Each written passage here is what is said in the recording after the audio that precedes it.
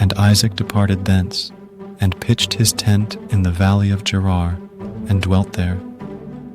And Isaac digged again the wells of water, which they had digged in the days of Abraham his father. For the Philistines had stopped them after the death of Abraham, and he called their names after the names by which his father had called them. Genesis 26:17, 18,